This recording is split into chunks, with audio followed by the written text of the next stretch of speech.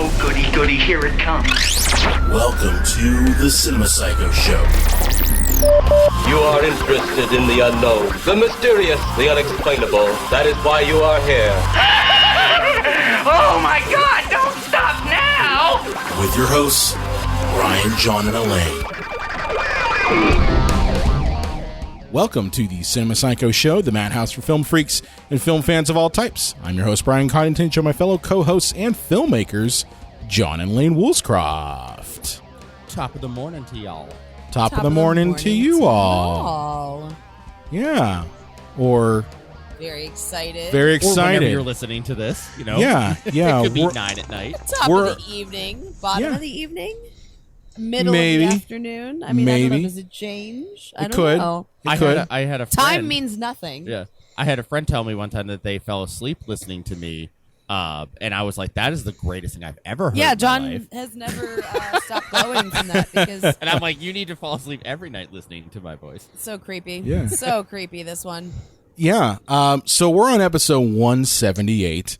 Yeah. And this week we actually have a special guest with us. We have a special guest. We have, and I'm going to try not to butcher this, because I tend to butcher last names. We have Jimmy Bichsel. Did I get it right? Close? Well, call me Mr. Butterfingers. Yes, you got that right. Awesome.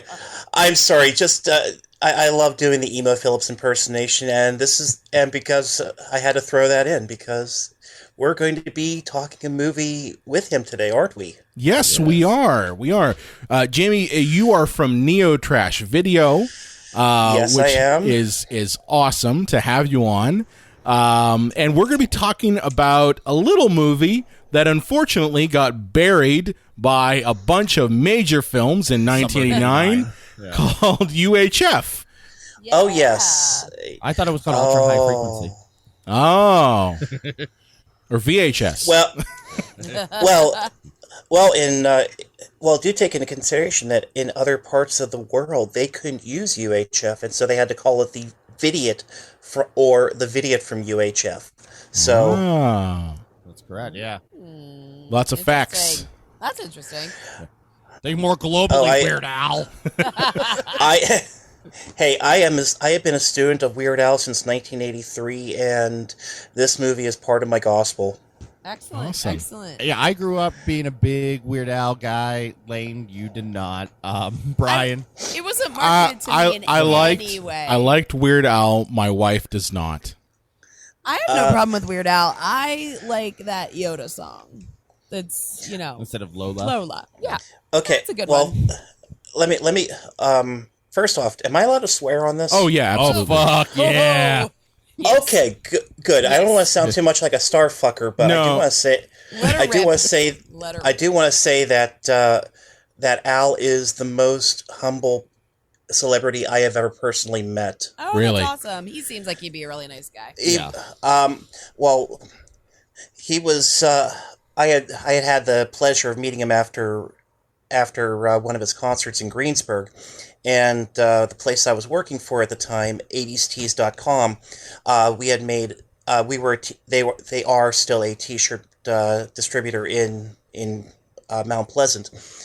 Anyway, I had helped them to create a shirt that was based on the piano key shirt that Michael Jackson wears in the video for "Beat It," Oh, and nice. knowing that Al wore a shirt similar to that in the "Eat It" video, I got that plus several other assorted shirts, and I gave them to him, and it was vindication whenever I was on the internet scouring the next day, and I saw him in a candid shot wearing my shirt.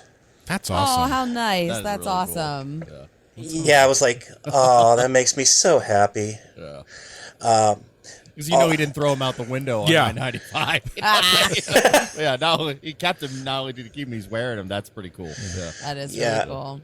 So, Jamie, do you want to tell us a little bit about Neo Trash Video before we actually dive into UHF? Because I think you know, there's a lot of movie things happening in Pittsburgh, but I don't think that a lot of people know about all these little things that happen. I know we're definitely one of them. I've heard about Neo Trash Video before because I think you guys do the movie nights a lot of times. But do you want to tell us a little bit about it? Oh, yes. Neo Trash Video is a collective of film geeks here in the Steel City. What we do is we will do movie riffs.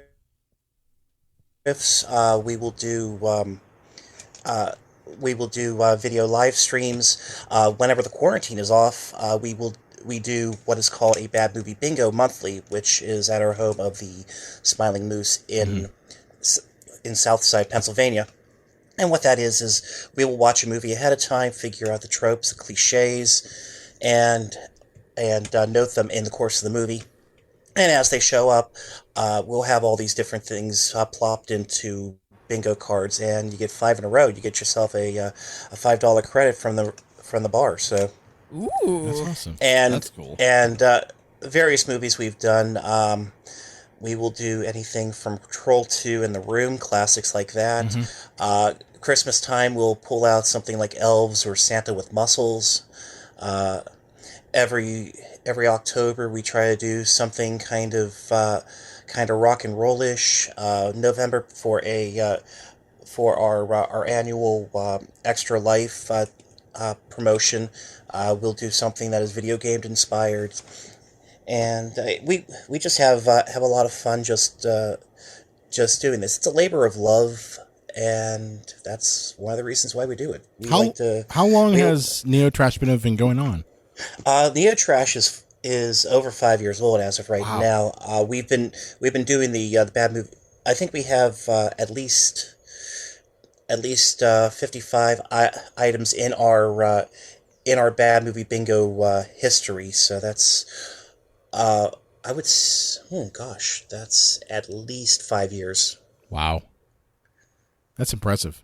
Or close to 5 years. I'm sorry, Yeah, very cool. I often lose track of when we started this podcast because we're nearly 200 episodes. April of 2016. Brian, thank you. Hey, time keeps on slipping into the future, doesn't it, man? It does. But that's awesome. That's cool. As I said, I've unfortunately, when you have kids and like jobs and stuff, you don't get a chance to go out. But I keep seeing stuff for Neo Trash Video all the time. And it just looks like an awesome time. And well, that, and also we have the Neo Trash Facebook page, neotrash.video.com. Sorry, I got that wrong. Well, if it's Neo Trash Video on Facebook, and we're always putting up memes and other information. Every day we put up a different recommendation of something that we think that people should be paying attention to. Again, we like to aggregate as much media as we can, and try to put forward a good community. Awesome. Is now I don't think that people understand a lot of the work that goes into riffing a movie. And I, can you kind of speak a little bit to that? Like what work goes into it? We've tried doing it. We did it with our Die Hard episode. That was fun. It was fun. But can you speak a little bit to the kind of the work that goes into it? Oh, you have what our personal situation is with that is we'll have 4 or 5 different individuals watch the movie, write individual jokes, and then we'll aggregate all that together, figuring out the various timestamps and whatnot, and it's insane trying to figure out what jokes are going to fit where. Sometimes the jokes can be like spot on. Sometimes it could be a little obscure. Like one of my favorite jokes that I've used is actually in the movie Mutant Hunt, and it's just a picture of a skyline by just the riff is a trauma team's release. And Again, if you're in the know, you understand the joke. Yeah, I think that's just kind of goes with some of these bad movies is, when you kind of go through the content, you're like, okay, well, this isn't in focus and that sort of thing. You do kind of tend to go for some of the inside jokes. Oh yes, and those who get the inside jokes are always the people are going to be going and looking for more of the inside jokes. Yep, definitely. That people want to scour. They want to be part of the little community of individuals who understand what we're grading at. Awesome. Yeah. Speaking of inside jokes, this movie that we're looking at today is chock full of 80s tropes that honestly, if you didn't know any of these 80s films, like if I show this to my kids, they'd probably be like, well, I don't get it. It's a Weird Al song made into a 97-minute movie. Yes. Yes. And this movie was released, as we kind of alluded to, in the summer of 89, which the summer of 89 was really only about Batman. Well, I mean, I wouldn't say it was also The Last Crusade. Not nearly as not nearly as Loyalist. There was Naked Lunch. I'm just telling you right now. It was fucking Batman. I believe that it was kind of dropped in between Last Crusade, Lethal Weapon 2, I would believe was in there, and it was just a perfect storm of everything just overshadowing this movie. And whenever Orion Pictures had tested this movie, it got incredible feedback. They got better feedback than what they got for RoboCop, and they were expecting this huge hit, and just the zeitgeist just didn't allow for it. I think if it would dropped in maybe in the spring or even in the fall, it probably would have been fine. Like a March or September release, But this is hot out. Well, thankfully they didn't put it out in January. Yeah, right. Well, the dumping ground of Hollywood. But yeah, I mean, this is like Al was like 2 records in. He was hot as fuck at this time in terms of popularity. Actually, Al had released in 1986 his Polka Party album, and that was not as big of an album as people had expected. In fact, a lot of people consider it his first big disappointment, which, strangely enough, it's not a bad album. In fact, one of his strongest style parodies, "Dog Eat Dog," which is in the style of the Talking Heads, is a fan favorite, but Al was in a turning point, and his manager Jay Levy said, "Well, would you like to do a movie?" And he said, "Well, sure, why not?" I Lost on Jeopardy myself off that album, but you really are a knowledgeable guy, John. Do you really want me to tell you that was on in 3D? Oh. But yeah, it's and the weird thing is, I think it's because Polka Party was like one of the first times he didn't have a Michael Jackson spoof, so I think that like the casual fans kind of were turned off by that, even though probably the hardcore ones were like, it's pretty good. Well, the big parody on there was Living with a Hernia, which was the parody of James Brown's Living in America from Rocky IV, which in all actuality, that's a very strong video because he really works his ass off in that video. He does all the James Brown moves, and it should have been more appreciated for what it was. Al doesn't phone it in. No, he doesn't. He's here. He's here for the win. Yeah. Oh, no. Al does not phone it in.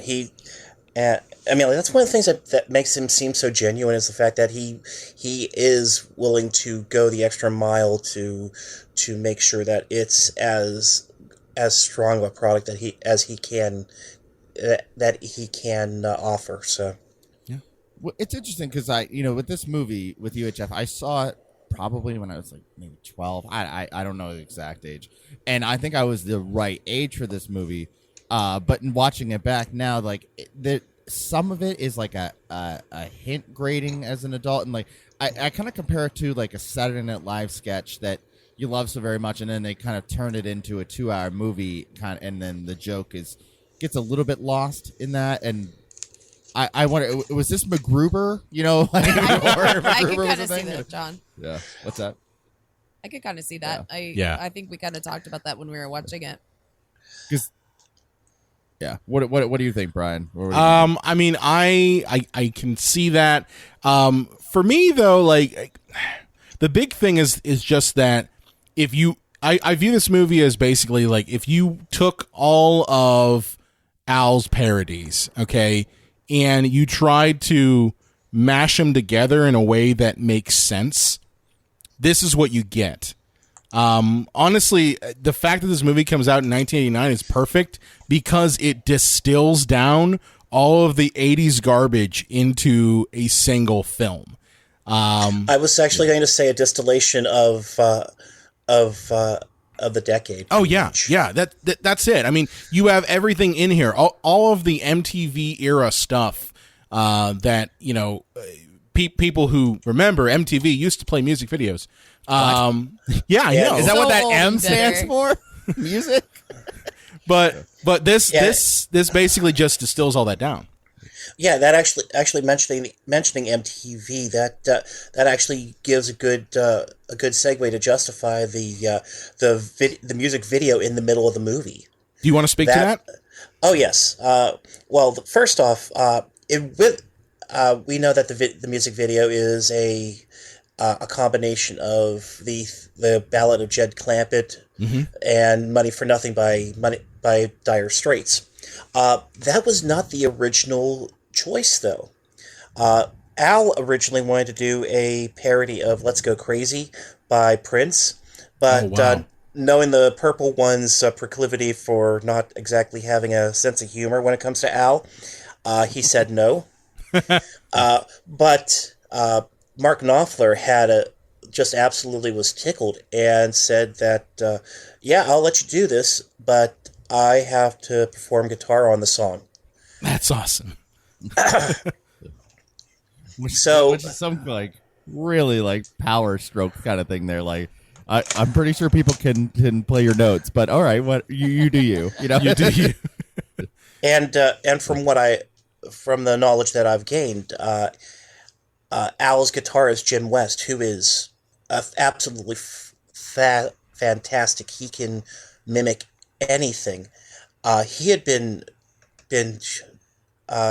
doing learning everything note for note and just like Guitar Hero levels of perfect.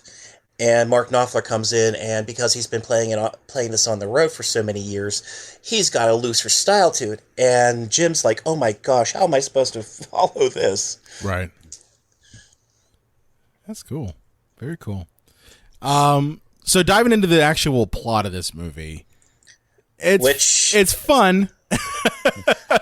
Well, in terms of the plot, I don't think I'm alone here. Like the little like bumpers and side like just work works so much more than the actual narrative itself. Like Agreed. Gandhi 2 and like like that stuff is hilarious. It's like, where the comedy lands the best, yeah. I think. Like Spatula City, like those. Spatula City murdered me. I don't know why. Spatula but it made City. me laugh. Well, because so hard. It's one of those things like, who needs this much? But yes, it's just so funny. And like just for kids like getting excited about spatulas. Oh my god, that killed me. I actually, here's the thing. I'm kind of in the minority here. I actually like the main plot that runs through UHF. It's one of those underdog stories. Yeah, and that's what is so appealing about it. Plus, the main antagonist, Kevin McCarthy, is so damn fun in this movie. R.J. fucking Fleming. He didn't just chew the scenery. He ate all of it, shit it out, and then ate his shit. Or Fletcher. Yeah. What an image. Yeah. I have been using lately an image of R.J. Fletcher and just the quote that he says that says, "Some people just need to be put to sleep." What? Oh my god, that's funny. I'm sorry. I referred to. I'm sorry. I didn't know that I was dealing with chicks and broads. Oh god. just the idea that that this character that this man created is just so abhorrent and over the top. I mean, he should have a mustache and he should be twirling. Yeah, I think that's the only thing missing is the mustache. I wonder if this is fun for actors, like, to just they know, obviously, from reading the script and, like, you know, being told what the tone is like. Oh, you have as much fun with this as you want. Like, there's no such thing as over the top here. You know, over the top is just correct for a movie like this. Well, I think honestly, like if you don't know Kevin McCarthy's kind of history in film, I mean, the man was in Invasion of the Body Snatchers, like the original Invasion of the Body Snatchers, and was crazy in it. You know, so I think he already had one foot in with this. So it was really just, as you said, just like letting him go loose, and kind of match the zaniness of the film. I mean, if he was just kind of like some normal corporate asshole, you'd be like, okay, well, that's not it. But it's the fact that he is so amped to 11, and you know, saying things like some people just need to be put to sleep. It's like, Jesus Christ, man. Yeah, and I mean that's like most of the characters in this movie are very silly and very zany. The one that like bothered me for a few reasons was Victoria Jackson. Yeah, well, she's kind of terrible in it. My. Well, Victoria and Al were friends for quite a long time, which is cool. why she was chosen, essentially, or at least that's what I would assume. But I think that as far as a romantic lead, she's not the strongest in my opinion. She's not. She really isn't. She's not a very good actress, and apparently she's fucking batshit crazy. Now, we found out, after the fact. But in her defense, if it wasn't for her, we would not have Smells Like Nirvana, because she actually gave Kurt Cobain the phone with Al on the other end to ask for permission for the parody. So we got to give her just at least a little credit. That's true. I'll give her golf give her clap credit. to you, Victoria. Golf clap. She does get a point for that. Yeah, and I think it's like something that needs just a little sidebar. Weird Al, because this is parody, doesn't have to get permission from these artists, but like he won't do it if they don't give their blessing. Like, it's true. I think that's really cool. You know, he could just do it. And, you know, whether they even like, no, you know, I don't want you to do it. And he'd be like, well, kiss my ass if he was more of a dick. But like, he does get the blessing of each artist. You know, as we mentioned, like Prince said no and he didn't do it. He could have just done it anyways, but he chooses to get the blessing of the artist, which I think is pretty cool. Yeah. And I think that's one of the things that actually has endeared him to so many artists over the years. The fact that he's not doing something that is blatantly offensive, unless it's. I think about the only exception to the rule was he did kind of a scathing version of "Achy Breaky Heart," but but he did say that the proceeds of that individual song would go directly to charity. Well, it's a kind thing. It's driving me insane. Billy Ray Cyrus is kind of hot garbage, so I'm fine with it. Yeah. I don't forgive him what he did to Miley. Don't forgive him. Or what he did to Lil Nas X. Oh, that's rough. So getting back to the film, we have, and the reason why we're kind of jumping all around is honestly because this movie jumps all around. Exactly. It is literally the equivalent of taking your remote control in the very late 80s and just go through the channels. It really is. But it basically stars Al as George Newman, who's kind of a daydreamer who really doesn't do anything with his life. And he basically gets plopped in basically because of chance of owning a UHF television station that is kind of a backwoods station with no one really running it other than Fran Drescher and a alien man. Yes, that. Well, we don't know. You know that he's an alien. Philo. You know who that is. And Philo originally they were hoping to get Joel Hodgson to play that, and Joel said no. And so who comes in? Of all people, Anthony Geary from General Hospital. That's crazy. And does a. I think Joel was trying to shy away from that at the time, and I think this was at the time that MST3K was in its infancy, and it's just germinating in his mind. So, but yeah, I mean, Philo is honestly one of the characters in this film that you're kind of like, what's his angle here? Like, what's his whole deal? Because he's like very much quiet like this, and just says things like, well, I'm in my laboratory. And things like that. Today we're going to like public access television station to teach you how to make plutonium. I'm going to teach you from locally sourced items. Well, he's sustainable. But he kind of is an oddball in this film full of oddballs that sticks out the most, because you eventually do find out that he is in fact an alien. And you know who did the claymation for that, though? Who? The Kyoto brothers. No kidding. Yeah, they did Large Marge from Pee-wee's Big Adventure. They did the Killer Clowns from Outer Space. That's awesome. I mean, it did kind of feel very much like a Large Marge thing. So I did kind of get a little flashback to that. But that's interesting. Pretty cool. So yeah, we find out that this station really is doing nothing.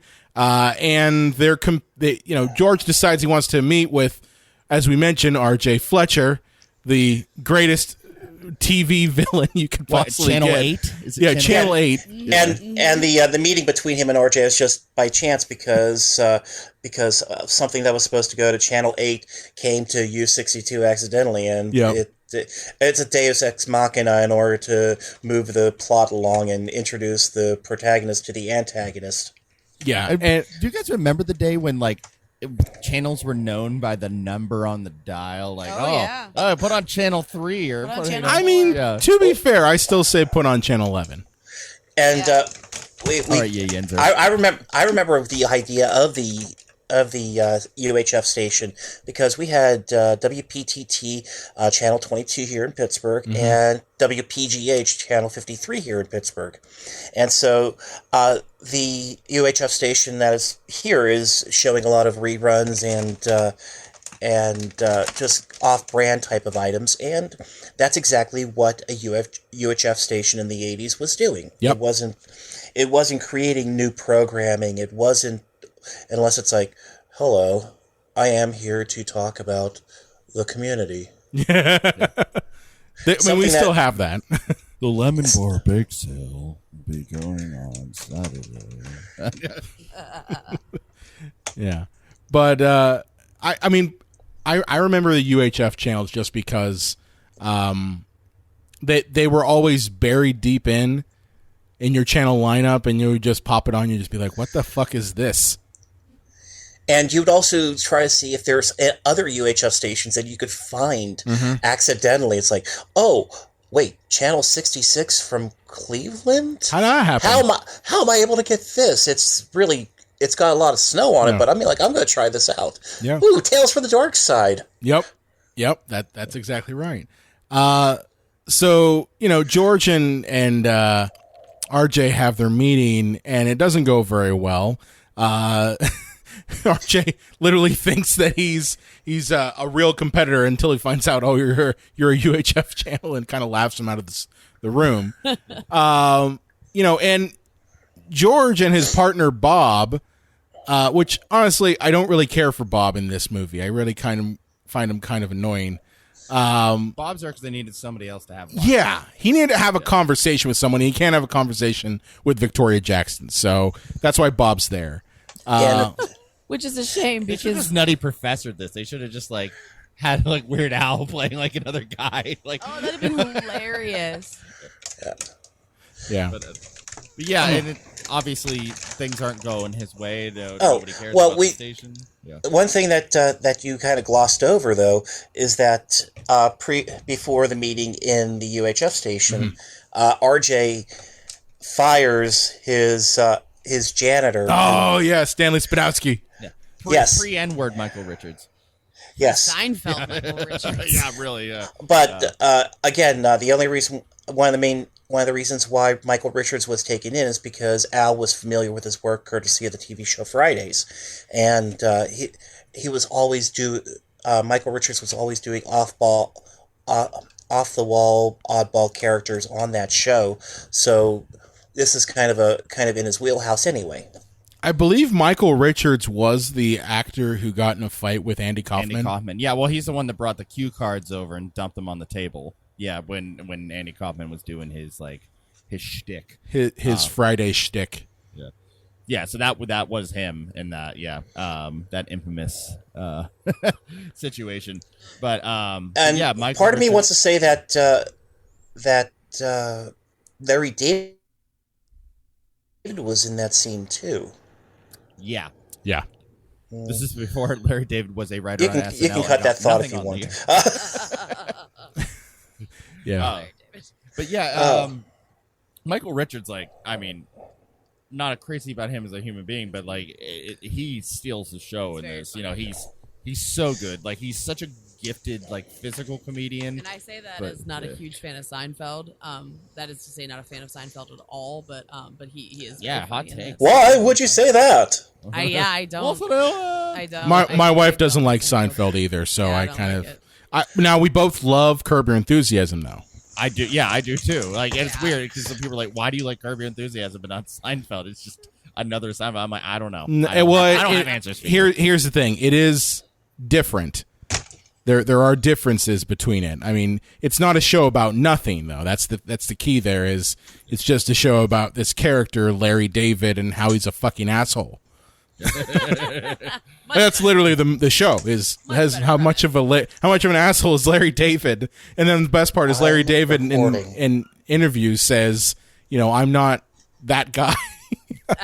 Yeah, but Al brings on Michael Richards as his janitor, and then when Al basically hits rock bottom, he gives this kids show that he's hosting, Uncle Nutsy's Clubhouse. Yeah. Yes. To Michael Richards, because what do I have to lose? I don't give a shit. And Exactly, apparently, and that's one of the beauty things about it is that it's the idea of reinvention. Mm-hmm. You get to a point where you're just like, oh, I can't do this anymore. What else is there to do? And there is that spark of reinvention, and it just absolutely goes wild. Yeah. And this becomes the biggest show on TV, Yeah, it's just the kids are super engaged. You see, the audience grows bigger, their set grows bigger, every week. It's cool. From the fire. I was gonna say that. God damn it. Which, if you don't mind me throwing in a little other, you were talking about in jokes earlier. Yeah. The child the name of the child that is that gets to drink from the fire hose, Joel Miller. Joel is actually the name of one of Al's oldest friends. Wow. Oh, that's cool. That's a little Easter egg in there. Yeah, if you know to look for it. That's really cool. Awesome. Yeah, in fact, Joel actually goes back to Al's college days and would play bongos with him in coffee shops while Al would play accordion. Oh, nice. Wow. That's awesome. Wow, that's awesome. But speaking about other friends of Al that go way back, there is there is also a cameo by Dr. Demento in one of those Uncle Nutsy's Stanley Spadowski Clubhouse scenes. Oh yeah, that's really cool. Yeah, Dr. Demento, for those that don't know, that's where Al got his break. He had a radio show, and Al came on and did his parodies there originally, and that's kind of where it kind of got him on the map, got him his record deals and things like that. I didn't know. Yeah. But yeah, obviously the success of this show and the high ratings run afoul of Channel 8. They are not happy about this. Super grumpy about it. Yeah. Well, it's not only that, but as you mentioned, Jamie, this kind of forces George to start getting a lot of his weird friends that we meet, like what's his face, Cooney. Yes, Cooney's involved, and he kind of does this whole stupid. Donger. well, What was that? Donger. Yeah. I'm 16. Yeah, that's Getty Watanabe, who was also, if we want to go locally, he was also in the movie Gung Ho that was filmed here in Pittsburgh. Oh wow, I didn't know that. That's cool. But he gets all these weird oddball people that are already in George's life, and they start creating their own shows, and they all blow up. And the only one that isn't explained though is Raoul of Raoul's Wild Kingdom. Oh yeah. Throwing dogs out of his window. Like, But let was me give you weird. let me give you a little background on Raoul, though. Yeah, definitely. Raoul was performed by the late Trinidad Silva. The reason why his character didn't get a chance to get explained more is because originally it was going to be that Raoul was the mailman who brought the mail to U62 and accidentally dropped off the package that had to go to Channel 8. That never got filmed because while in Oklahoma, Trinidad got hit by a drunk driver Oh and shit. died. That's awful. okay. Oh man. That's awful. And everything that was filmed with Raoul was put, as much of it was put into the movie as possible. But that's the reason why you never really get a chance to know more about Raoul, why they had to change it to, I thought you hired this guy. Well, I thought you hired this guy. Wow. And that actually kind of justifies the whole, well, why not type of idea in this movie. Basically, Raoul was just the original Joe Exotic. He was. Oh. Animals that he's not supposed to have and that he mistreats for profit and gain. Oh, and of course you know that turtles have this hard shell, but not many people know this, but the turtle is nature's suction shop. Watch this. It sticks. Yeah. But he creates these really zany shows that are blowing the shit out of Channel 62. And oh, go ahead. Well, I think, and some of the quick show ideas they have are just like so brilliantly stupid, like celebrity mud wrestling. Yes. And strip solitaire. Strip solitaire. But yeah, Yeah. so, it leads to, the way that Al got this station was from his shady uncle to begin with. And the shady uncle has mob ties, and the mob needs $75,000 from him. So the uncle behind Weird Al's back, he sells the station to Channel, or he's going to sell the station to Channel 8, unless Al himself can come up with $75,000. So as you do when you got a TV station, you run yourself a telethon. Right? This is perfect. Absolutely. You got to do that. To try to keep it alive. And, and obviously they got to keep Michael Richards out in front because, Stanley's show is the bee's knees. But that kind of puts a target on their backs because, RJ and Channel 62 decide to kidnap Stanley so that he cannot be on the telethon. Because they don't like being number 2. Like No, they Robin. don't. The No, they ratings don't. come out. Who does And- number 2 work for? You show that turd who's boss. Just bite your lip and let it rip. Good one, Brian. We're going to get through this. Somewhere out there, somebody's not seen Austin Powers and like, No. what the fuck are they talking about? Like, what Oh. is happening? Tom Arnold's best role Yes. Absolutely. I was about to just say Without that same thing. question. as a Texan. Oh, Yeah, at least so- it's better. Oh, Well, go at least ahead. it's better than the movie. At least that's better than the movie where Tom Arnold played a prison rapist. Oh, yeah. That's probably much closer to who he really is than Or the Stupids. The Stupids was pretty Yikes. bad. This is unacceptable. Yeah. Directed Oh, by John Landis, why? Yeah. John Landis, why? Why? Yeah. What happened to you, John Landis? I mean, besides killing Vic Morrow, Oh yeah, I was gonna say yeah.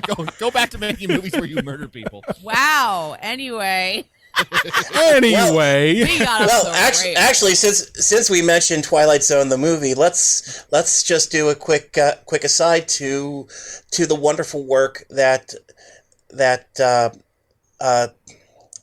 Kevin McCarthy did in that movie too. Yes. Because he did the quick little show in the Joe Dante. He was Grandpa. Yeah, and incidentally, if I thought right, did he have the same haircut as he did in Invasion of the Body Snatchers? That would be a cool nod, but Probably. I don't think he's ever really changed his hairstyle. I mean, like he's always had that kind of stringy hair, hasn't he? Yeah, he's always kind of had it Kevin's slicked like that. IMDb page, like I think his acting role section is just the infinity symbol. So many movies. Yeah. Good one, dude. Yeah. So anyway, Stanley gets kidnapped, and George decides to go rescue him, and he does it in the most awesomely 80s bad way, in that he imagines himself as fucking Rambo. And he's got this bodysuit on. Yeah, it's so weird. There's so much KY jelly on that thing. So let me tell you. Oh, you got some insider info on this one? The bodysuit, if I am correct, was created by Kevin Yeager. Oh, of course it was. Of course it was Kevin Yeager. Always the KY with Kevin. Because I know that Kevin Yeager also did the. He also did the bodysuit for the Fat video. Oh, okay. Oh, that's interesting. Okay. Makes sense. So, yeah, Weird Al goes and has to rescue Stanley. And Brian, I agree. This is one of the better side parodies. Yeah, it works. Especially when Weird Al is like blowing up the Eiffel Tower. Well, or he's like just shooting everyone, and he's got like a pile of bullets all around him. See, I love that joke when the guy is 2 feet away from him and can't hit him with the machine gun, because like how many times are you watching one of these action movies? Like, how are they missing? You know, like it's ridiculous. So good on you, Al. That's a good little farcicalness there. Okay, I have to go back and change my earlier comment. Okay, it wasn't Kevin Yeager; it was Douglas White, who also did work on Return of the Living Dead. Okay, that's all right. That's cool. Yeah, I'm so sorry. I was just so in with the whole fat suit idea. That's cool. We'll keep it in. You're keeping the actuallys out of our comment section. I appreciate it. Yeah, I mean, we'll get that. I mean, we got a negative review already, so from a couple episodes back. So you're good. You're good. Yeah. They only criticized our politics. They didn't criticize. Well, they did say we didn't know anything, but they didn't tell us what we didn't know. And as the great philosopher's Operation Ivy once said, all I know is that I don't know. All I know is that I don't know nothing. Yeah, that's true. But apparently we don't know anything about movies, and it's all good. It's all good. Whatever. Of course you don't know anything about movies. You're psychos. That's right. That's right. So that's terrifying. So you're welcome. Thank you. So getting back to the film, George. Is there any place that we can't get back into the movie? We're off the rails, and then I mean that's fine. This happens. We did Velocipaster earlier, and we were off the rails about 1,000 times during that episode. It just kind of comes with the territory. So getting back to the film here, Velocipaster, my current favorite Easter movie. Really? Why Easter? I mean, like, it's got religious undertones and dinosaurs, so you've obviously got eggs. Yeah. I mean, that would have been interesting to see rather than the giant, dinosaur costume at the end is him like shitting out an egg. But anyway, open the door, get on the floor, everybody walk the dinosaur. But without Stanley, the telethon isn't doing so well. No, it's not. No Stanley, no Lee, Yeah, you've got the Kipper kids, you've got other assorted strange variety acts, and it's not doing as what you expect. Before we forget, we have to bring back somebody in the earlier part of the movie that nobody was really paying attention to. Change. You got change. Oh yeah, that guy. The maybe homeless guy. It's not clear. Oh yeah, that's right. But here's a little interesting thing about that character. Before they got that really fun character actor who I've seen a billion things. I can't remember his name, but he's just got that face that is just so recognizable. The person who wanted to play that part was Ginger Baker, the drummer for the band Cream. Really? He was trying to break into in acting at the time, and he said, "Oh, well, I mean, this is an interesting part for me to try." Apparently, the actor who played the bum was Vance DeBar Colvig Jr. Okay. And he was. He was actually here's the thing. He was actually the first to play Bozo the Clown on TV.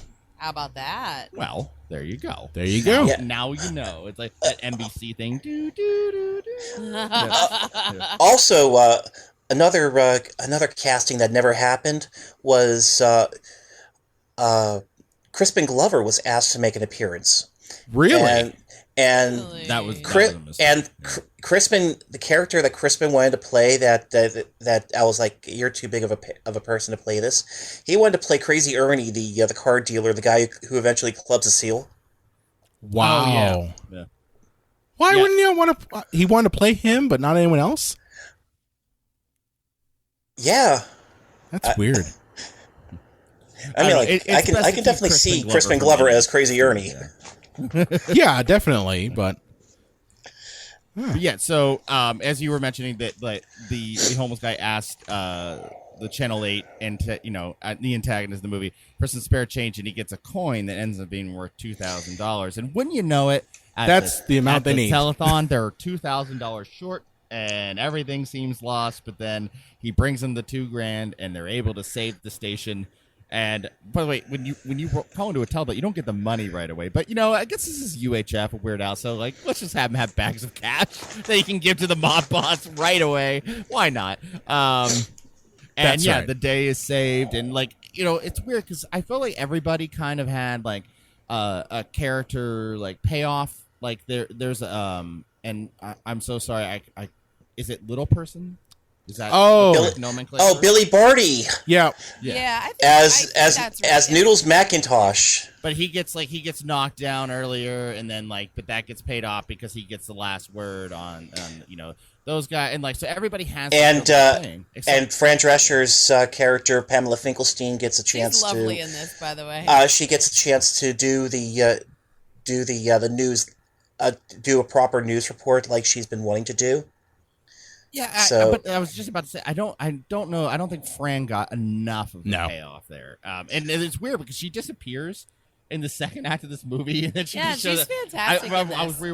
Lane and I were rewatching this in preparation for the episode, and when she came, I was like, "Oh yeah, I forgot she was in this movie." Well, I She's think- been gone for like 45 minutes. honestly, I think that's a criticism of this film is that I think there are too many characters to really like lock yourself on with. Yeah. You know what I mean? Like you've got your main characters like George and Bob to some degree and RJ and Stanley Spadowski, but there's like so many of these characters that Al's brought in that are equally as large. Like I would say Noodles and Fran Drescher. I mean they're all big characters. Even the bum, as we said, who ends up being kind of a big kind of saving grace at the end of this movie.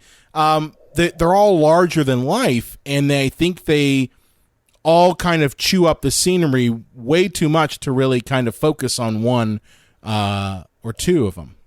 Though I will say, I think that the third act is better in this film than a lot of other films. Like the third act can kind of fall apart, and Yeah. I think we got enough payoff in a lot of these characters that the third act was really satisfying. When sometimes that's not the case.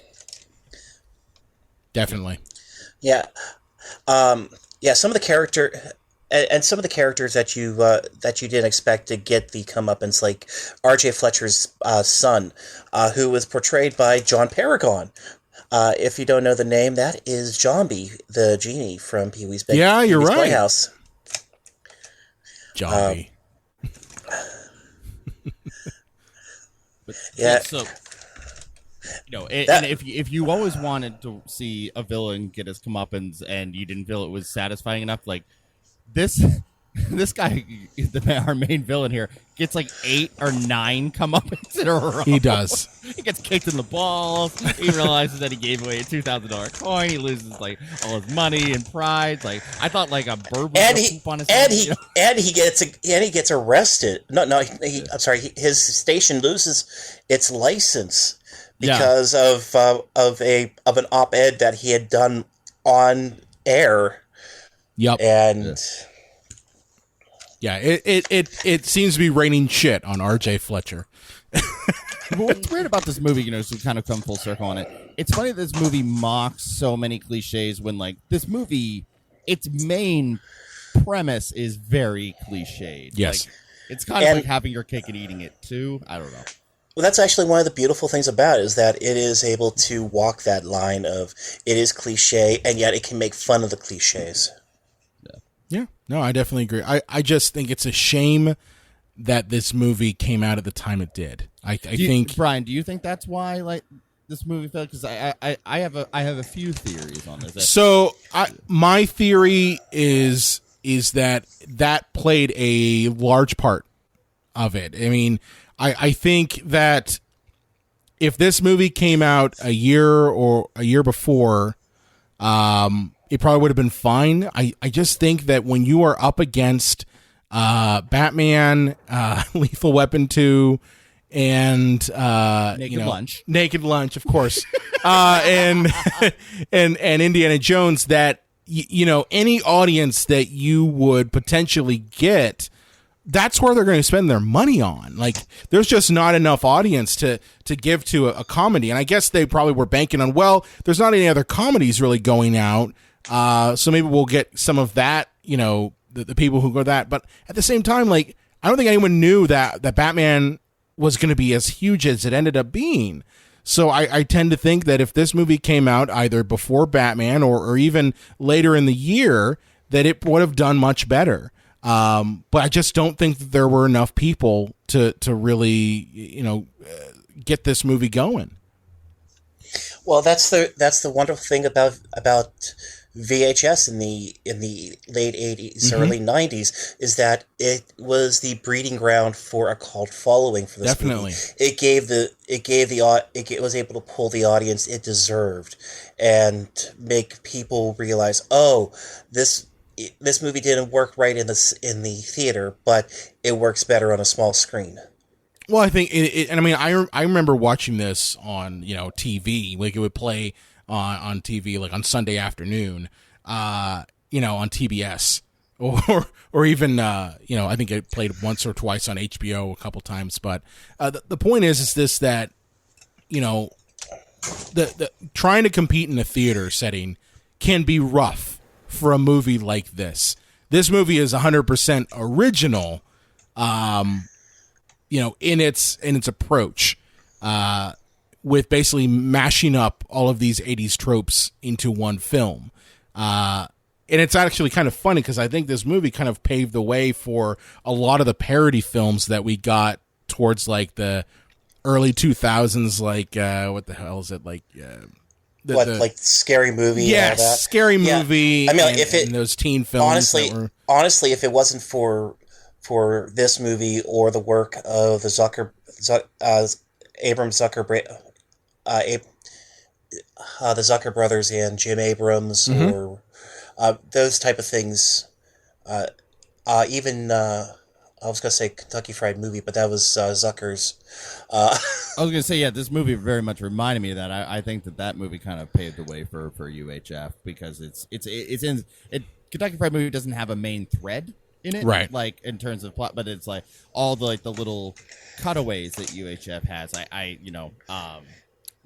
Did remind me very much of the work that they put into that. Then I should probably say, unsurprisingly, then Alice is one of the only few people who has made an appearance in all three Naked Gun movies. Really? Huh. Yeah, he plays as himself in Naked Gun 1, Naked Gun 3, but he actually plays a character in Naked Gun 2, where he's a gunman trying to hold up the police station and then just gets hit by a door. As you do in a Naked Gun. And he also did the opening song for Spy Hard. Yes, I forgot about that, which, incidentally, that is an incredible title sequence. It is a pitch-perfect parody of any of those Bond title sequences. Yeah. Brian, you picked Spy Hard, not Johnny Dangerously? Come on. I love Johnny Dangerously, but yes, he did Johnny Dangerously. There is no... Okay, I'm going to rip your fargan cork off and put it down your fargan throat. Good. Okay, kill him until he's dead. Take out that fargan wall and that fargan wall and that fargan wall. Not only was he destroying people, but he was also destroying the English language. My mother used to hit me once. Joe Piscopo's best acting job. Oh, come next to on. his- Sidekicks. Okay. I forgot his voice acting on the Cowboys of Moo Mesa. Oh, man. But yeah, I would say that I think that a lot of people love Al in small doses, like his songs or one of his music videos. I wonder if people were turned off by the idea of a 97-minute Al trip. And that being said, I did think this movie was a little long. Yeah. It's only 97 minutes, so that doesn't speak well to it if you thought that was a long. It doesn't Exactly. feel 97 minutes. It feels much longer. It does. Yeah. It does. Like I said, even though I do think the third act is more successful than a lot of other films, it feels long. Definitely. Yeah, but Brian, I would agree with you. I think the main thing is that like when, I mean, movies were a lot cheaper back then, but you also have to understand inflation. Like when you only got so much money to put in the movies, like, well, I gotta go see Batman. I saw the first Lethal Weapon. I want to see that too. And I heard this is the last Indiana Jones movie ever. No. And so like, well, I don't have any money left for UHF or And two, like, Nightmare on Elm Street 5. I think even back then they, the mindset was like, well, what is going to be the best screen experience? I mean, I don't think people were necessarily obviously in the mindset of like, oh, well, I'll just catch it at Blockbuster because that wasn't really a thing. Like what we think now, like, oh, well, this will be a good red box movie. But I think people were really still looking at the cinema experience. And I mean, there's no comparison. Like you see something like Batman on the big screen as compared to something like this where you don't need the cinema. Yeah. Right. Even if they weren't thinking like, oh, well, I'll just catch it on the small screen, like that wasn't as prevalent back then. They still were thinking of the cinema experience. This movie more than made its money back in terms of like rental, like right. The old chestnut, like it became a cult hit, like right. A lot of people rented the movie after. Definitely, yeah, and I'm sure it still has that like that cult following where it's continuing to be discovered. Yeah. Oh yes, in fact, earlier this year, it was last year, I actually finally saw UHF shirts being available, albeit through frightrags.com, but it was amazing to see that there was actually a licensed merchandise for this movie. Yeah. Very cool. Very cool. Very cool. Any final thoughts, Jamie, on UHF as we wrap up here? What can I say? It is a maelstrom of the 80s. Well, good description for it. A maelstrom of the 80s. I mean, like you've got so many things that happened in the decade just turned into this guacamole that was made in the Cuisinart that is Weird Al's mind. I like that. Very nice. Yeah, very nice. very cool. Brian, what about you? My final thoughts are honestly that this movie, I think, deserves another look. If you've kind of been like, well, I heard about that Weird Al film and I've never really seen it, which there's really no excuse to not see this. I think you just kind of have to go in knowing that it is absolutely 100% a Weird Al movie in that vein. So, but as I said, there are moments in this that clearly they're going to stick with you. Like, we didn't really talk about, but Stanley Spadowski's obsession with his mop is hilarious. Hysterical. And hysterical.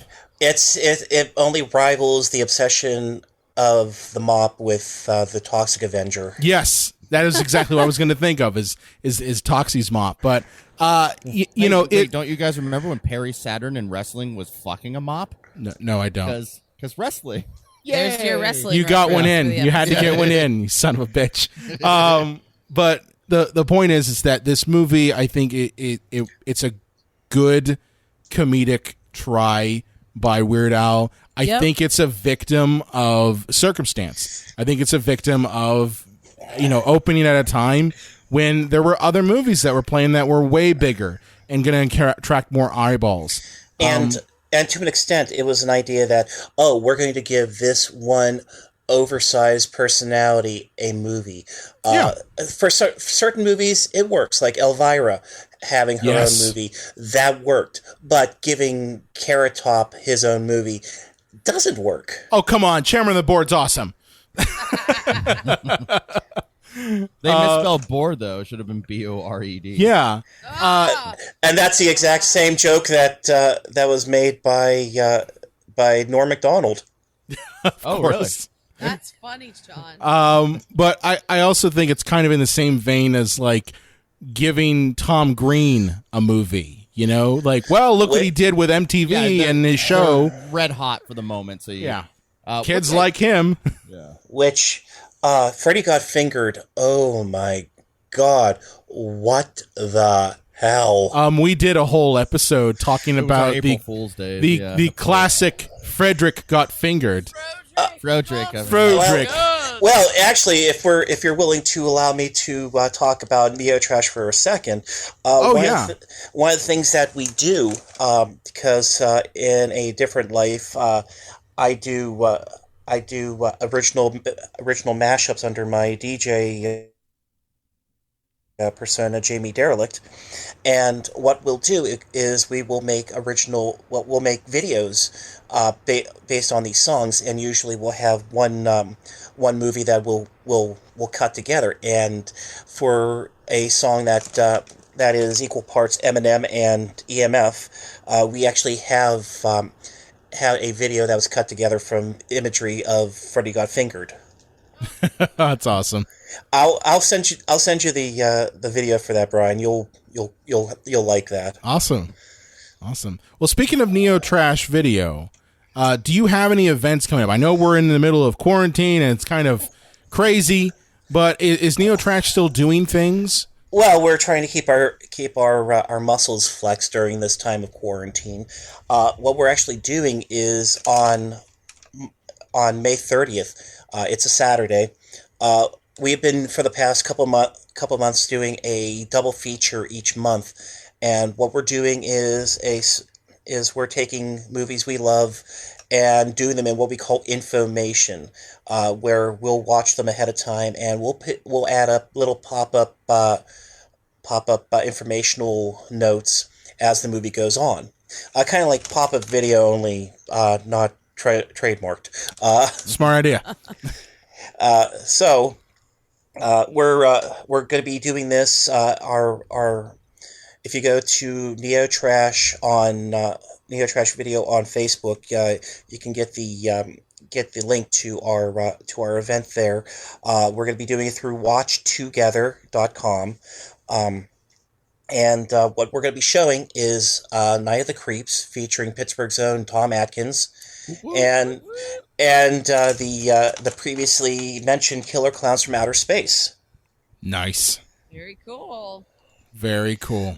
So yeah, you're going to be getting all sorts of information that you would not expect to get from these lovely Awesome. That's May 30th on Facebook. Watchtogether.com. That's right. Yes, I'll give you the link so that you can put it out to your lovely audience. Yes, we definitely will. To Psychos Nation. Yes. Psychos Nation! Yep. Wonderful. Awesome. Well, go ahead. I can give you one more psycho laugh if you want that.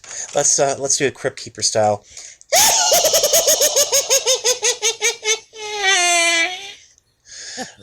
That's terrifying. Not too shabby. Not too bad. Hey, feel free, guys. You can feel free to cut that out and use that whenever you want to. We might do that. Well, it's been a pleasure having you on, Jamie. It is my pleasure. I'm glad you guys asked me. This is always it's always my honor to be able to talk shop with fellow geeks. Yeah, and we love having fellow geeks on as well. And what better movie to talk about than UHF? So definitely check out Neo Trash Video on Facebook. And do you have a website as well, or is it just Facebook? I believe we have neotrashvideo.net, but pretty much the Facebook page is our mothership. Awesome. That's where we put the majority of our items up. Awesome. Well, we'll definitely link to that, and as well as the event on the 30th with Tom Atkins and Night of the Creeps and Killer Clowns. You might. I will say one of my favorite things to do as part of Neo Trash is I love to meet up with little do little celebrity meetups, and I think we'll probably have a special thing from Mr. Tom Atkins before the movie. So very cool, very cool. Well, that's awesome. John, where can they find you at on the Twitter machine? The Unreal J Wolves. Lane? LA_Croft. And you can find me at Brian Collington, also on the Psycho Show page. Be sure to like us on Facebook, Twitter, Instagram at Psycho Show. You can also find us on the Epicast Network at epicastnetwork.com. If you have a favorite movie or question you want to throw away, or you too are planning on opening a UHF station in 2020, Yes, do it. you can Come on, contact us. Pirates of the world, unite and take over. That's right. You can contact us at cinemapsychoshow.com. Make sure to subscribe to us on Apple Podcasts or iTunes, and we will see you next time. Bad Hair Day is Weird Al's best album. Don't at me. Epicast.